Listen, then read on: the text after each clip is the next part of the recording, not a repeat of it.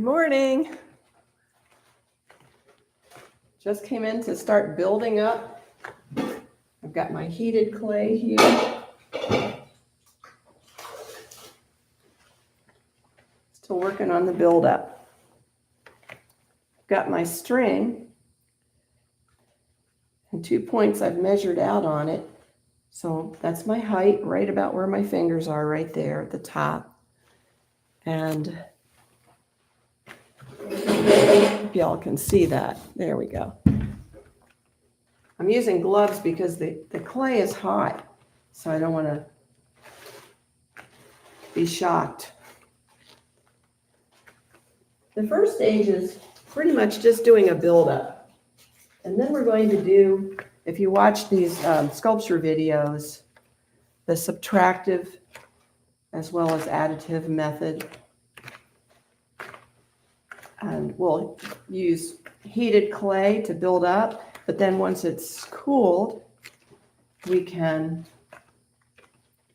carve it away and it will hold a good carving or detail very, very well. That's why it's a nice modeling clay to work with, because you can work with it soft or hard. And I won't always be using gloves. I'm only using gloves to build it up. This is what we're doing. This is the life-size barn owl sculpture. That's the front view. And all the views are in this project guide, which is available at learnsculpture.org. You can also work at 50% of life size. All the different views and measurements are taken from the 50% size there. So right here, you can kind of see the difference up on my wall, I think. Let's get this light out of the way. You might want to see that up on my wall here, I have all kinds of pictures of barn owls that I've taken from the internet as models and guides. But ultimately, I created the same size, then with all the different head views, head shots, and positions, back, front, so that you can measure with a string, as I have done here, the different proportions, whether you measure it like that or across. So I'm going to continue with this buildup here. I've got the softened clay, so I want to work with it while it's warm. And let's pin this up here. Basically, I'm trying to get this view. You see that there? Yeah. And in the guide, you have 2 pieces of paper which you can match together to create that life-size view. So let's put down where you can see what I'm doing. I hit this cooled clay with a hairdryer or a heat gun you can use. Hairdryer is good because you won't really burn yourself. And it just softens the surface so that it can take the warmed up clay a little better. I like to use gloves, but a lot of people don't, just to get started. I won't use gloves when I really get to the detail. This might take us a few days. It's a big project, a life-size owl, a barn owl. And so as I work on this in the different mornings, I'll try to be here at 7:30, and you can ask questions in the live chat as we go, which will be nice. And let's see, I've got more clay. I've got a crock pot right down below me with hot clay in it. So you can see there's a branch here. And you can get creative. The main reason for the drawings is to help keep proportions. Because one of the biggest problems, especially with beginning sculptors, is incorrect proportions. So we want to keep those proportions as accurate as we can, at least in the beginning. And if you get to be where you want to do abstract sculpture and stylize your work, that's great. It's just that not having a good handle on correct proportions, you just can't achieve exactly what your vision is as easily. It just really helps to get this part right. So I'll put a little more bulk up here, right here. It's a nice glob of warm clay. And from this point today, I'll start to take pictures of the progress.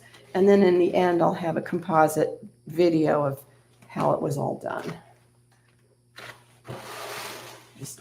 It's handy to have a turntable, but you can just use any kind of plate or surface, like a piece of masonite is good, that you can spin around. You can get a inexpensive turntable and put the masonite on that, or there's lots of ideas. When this is all done, not with this particular one, but this is a clay cutter, I'll be cutting it off the surface when I am all finished, and then take it to a mold maker, and we'll talk about that in later videos. But mold making is a specialty all by itself. So you can sculpt or you can make molds, and you can do both, but it's a lot of work. It's more fun to sculpt. And then there are people who just will do the mold. It might cost a little bit, but it still costs a lot when you buy your own mold making equipment and supplies. It's still costly. So the thing about this clay is that it's really hard. And I mean, if you finish a clay piece, you might find that you don't need to make it and you can just keep it the way it is. And it's so hard that it won't damage that easily. And you can just put it on display in your home or give it as a gift. And it's very hard clay. It's not meant to be a finished material for sculpture, for permanent sculpture. But I've had clay pieces forever that seem to be fine. So now, if you ever want to experiment, this is a very hard version of this clay. It's called Clayette from Chavant. But if you ever want to do faster work like maquettes, and there's videos we have, especially Starman is a really good video on our channel, Learn Sculpture, that Chuck did, that shows why you might want to use the soft clay.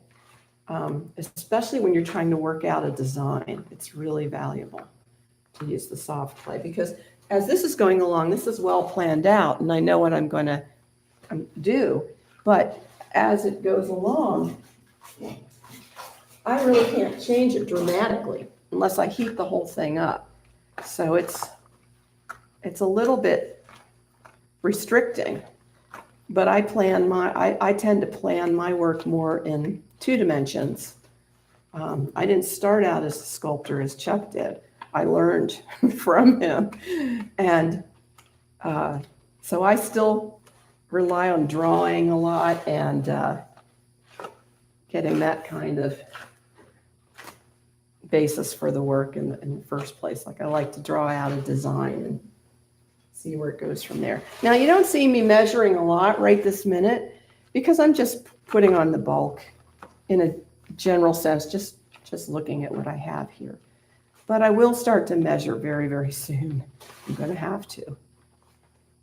And that's the value of the booklet, because without that planning, this kind of clay being so hard, it would be very hard to get something that looked accurate. I know I need a little more height. There is a great place to get supplies. I have no connection to it, but I like to buy from there. It's called Sculpture Depot, and their website is sculpturedepot.net. Depot spelled D-E-P-O-T.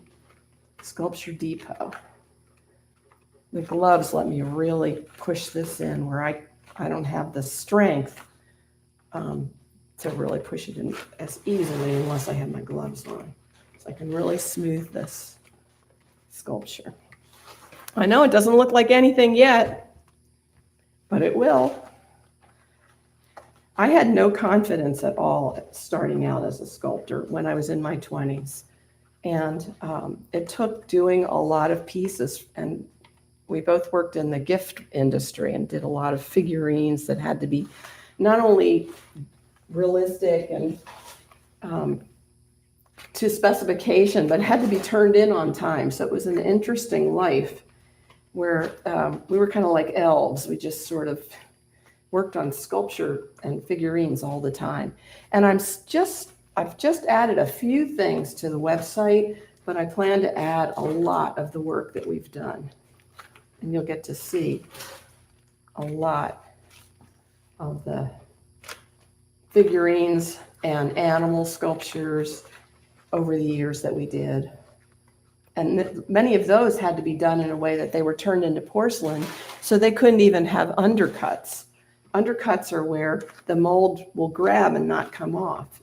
So you had to be really careful if it was going to be in porcelain to do it a certain way so that the mold could pull off different parts. A lot of restrictions in what you could do and what you couldn't do. So I'm starting to build this up. I only have so much clay heated up this morning, and I've got to go on to other things, but I hope this helps you get started. And in different sessions I have, you could ask questions, and you might have some things to ask that I didn't even think of, but I can certainly find out. So here we're getting started here. A little bit more. What we're going to do when we get to the head is we're going to cut it off, and that's going to be a whole separate lesson. We're going to show you how to line up the eyes and line up features, because if it's not lined up a certain way, man, does it really look bad. And we're going to make sure it looks good for you guys. So there we are. I'm getting it smoothed out. Doesn't matter how amorphous it is right now. We're just getting and we won't need to use an armature with this. It's going to be so I can carve away from it and then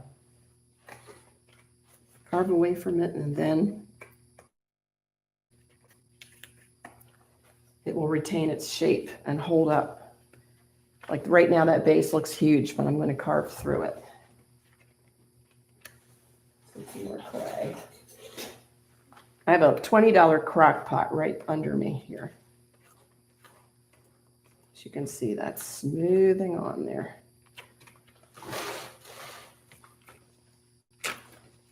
So what I'm going to start to do, and I'll show you, is I'll take my gloves off for this. I have my string. I've marked my string at 2 points where I measure it like that. Can you see? I hope you can see that. There we go. Measure it. So you get the height that way. Then back down to my model. As you can see, my height is there. I also have other tools. Again, from Sculpture Depot, you can get tools like this, where I can do this kind of measurement. If I want to, tighten it, and then come back down, and you can see that. So what I'll do is all the different dimensions that are shown in my book, let me take this apart and show you. I'm going to do the 100%, so I've got 100% life size head, 100% life size. Here's one back view I have up here already. Let me show you this closely. Oops. Uh-oh. See. So when you get to the back and you go, oh my gosh, how do we know what feathers to do and where to put them? We're going to be measuring out where they go and then creating the pattern for those feathers. So that is one of your tools there. And then this one I haven't put together yet. There's another back view. You match up the black dots and then cut it out just like I've done with the one on the wall here. So you cut it out and then trim that off, and it has the instructions right on there. So we have the head views and we have back views, and I have lots of pictures, and I encourage you to look online for pictures that inspire you, but also tell you what you're looking at if you choose a subject. And then there is information on the different clay that we use, so, and tools. So, well, I guess that's where I'll stop for today. But tomorrow morning, we'll keep going and see where it takes us. Thank you. Thank you for watching.